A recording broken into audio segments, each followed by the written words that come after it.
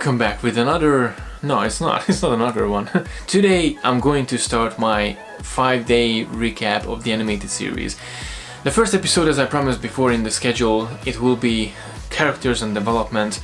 So we all know in the animated series it's basically the continuation of the original series, and the main character, the main cast is there with a few additions and with a few recurring characters as well.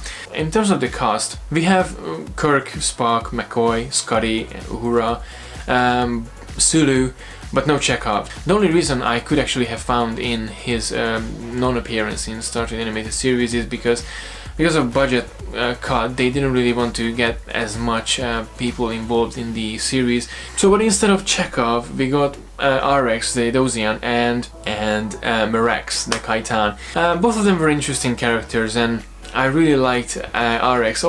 Sadly, they didn't really get too much time in the screen, and RX was usually just in the bridge as a he was basically the replacement for Chekhov, and Chekhov was the operational firing torpedo guy in the show. So RX was basically replacing Chekhov, and with the replacement of Chekhov to RX, they saved the voice as well, because James Doohan was the one and only person who gave the voice for RX. I really loved RX as a character. I wish actually he could have more interaction with the crew in the season and during the episodes. But we got a little glimpse of him, but we didn't really get to know him as a character as much. He was there, he was like a secondary character, and he was just there, he was just reporting to Kirk and Spock, and sometimes he was telling facts about something that they saw in the screen or what's happening with the ship, but he wasn't really engaged in the whole series, and I think that was a big mistake, because the character itself was really interesting,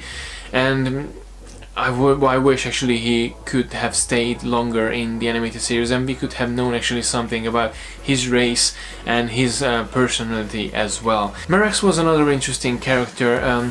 She was the Kaitan cat lady, as an sort of the same position as Uhura, I guess, and the creature itself was really interesting. I really loved Murex. In terms of the additions of the crew of the Enterprise, RX and Murex were the best so far. So, and just a fun fact, Major Barrett was the one who actually gave the voice for Murex, and she did a really good job. Sort of cat personality and a cat creature. She was purring a couple of times in the course of the series, and they really got annoyed at one point with this purring noise. Back in the days, the production office, the executives and the producers, they said, okay, this is too much, so to take it back a little bit from it. In her second appearance, there was less purring. Actually, there was no any purring. Yeah, she was an interesting character. I really liked her as a character, and RX as a returning character. We saw Cyrano Jones as well in the More Trouble, More Tribble episode. I really liked him in the original series as well when he appeared in the episode Troubles with Tribbles. But obviously, I liked him as a merchant, and he came again to the bridge of the Enterprise. He contacted with the Enterprise again as Cyrano Jones. And then even the person who gave the voice for Cyrano Jones was the person who played Cyrano Jones, Stanley Adams, so he came back for the animated series as well, and he gave his own voice to his character.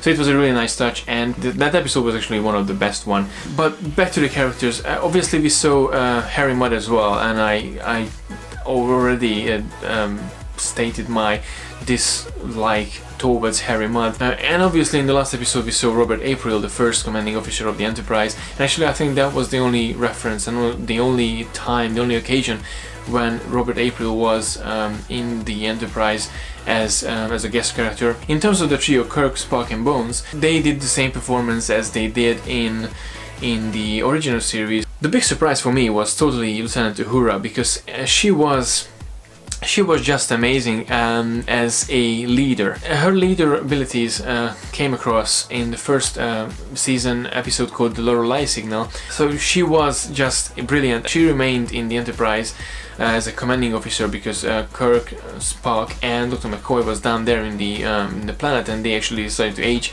rapidly. So she was the one who took over the Enterprise, and she was a really strong character, and she had a really strong characteristic and a really strong character development. important in that part. I wish she could have actually got a promotion for, you know, Captain Uhura, and she could have her own ship. And obviously there was another episode, the Practical Joker, when she turned out to be a really surprisingly good leader as well. When they trapped in the recreational room, aka holodeck, they've been thinking about what to do, and even Dr. McCoy and Sulu was like, oh, we're going to die, we're going to freeze and everything, and Uhura was like, okay, why don't we just start to walk, and eventually we will end up on the other side of the room so we can just see where's the door. Wow. It's like, there you have Sulu and Dr. McCoy, and none of them were able to actually find out what's happening, and Uhura was one who actually pointed out, okay, just guys, walk there because eventually there's a wall. So yeah, Uhura had a really good opportunity in this series to actually,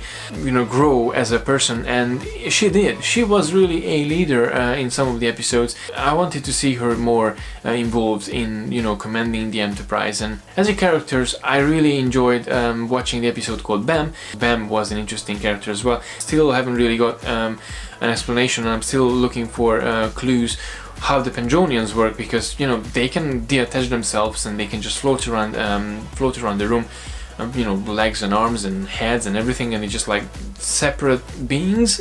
So that was my first recap of the animated series. Please let me know in the comment section below which character did you like the most in the animated series, and what do you think about the character developments as well in terms of the course of the series.